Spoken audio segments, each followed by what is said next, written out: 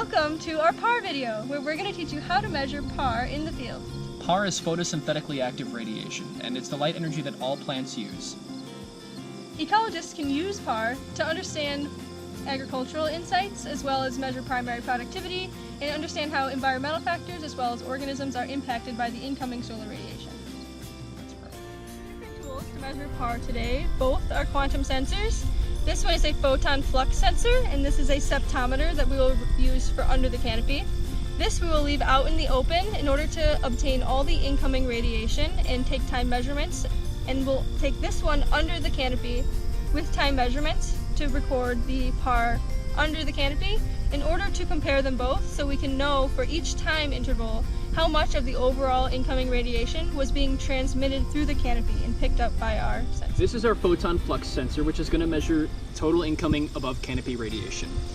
And so before you get started using this, you want to make sure that it's level using the level that's right here. There are screws that are built in that you can rotate to find the best spot for it to be in.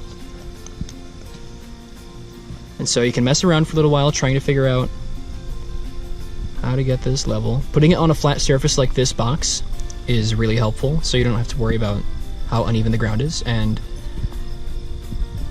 that's about good right there. And before we get started, we want to take the cap off so that we can actually get some sunlight on the sensor. But basically all you have to do to get started is to make sure that that's level and assign the proper units to your measurements, which is going to be micromole per meter squared per second, and just press enter and we'll get our first measurement, which is 1100.8 micromole per meter squared second. Setting a 10 meter transect and recording time and PAR at every 2 meters.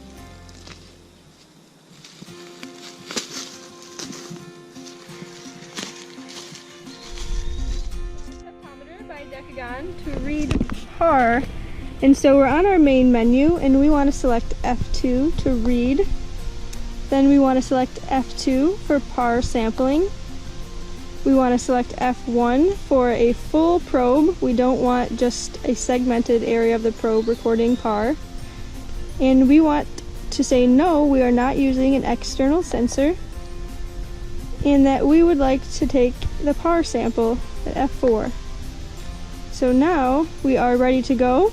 And here where there is a downward arrow saying none, it's reading no PAR at this moment because we are going to press F4 to read it. And right where that 6 is the number we would record in micromole quanta over meters squared per second. Here we are at our 0 meter mark of our transect, and we're going to record the PAR reading here in every 2 meters. First we want to level our instrument with this bubble leveler here, and you want to get the bubble inside the black circle. And then once you do, you'll click F4 and it will give you a reading right here of 7. And we are going to record that on our data sheet, as well as the time of 3:59.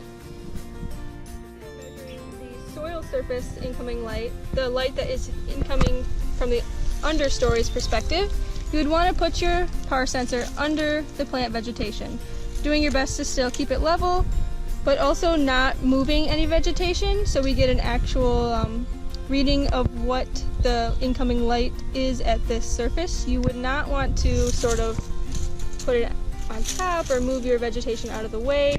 To get an accurate reading, you don't want to disturb any obstacles from the light. Collecting PAR samples at regular intervals, and now that concludes our data collection. Normally you'd want to do multiple replicants of this, so lay multiple transects out throughout the site that you're going to be studying, but for today we're just going to be doing one, just to show you how it works.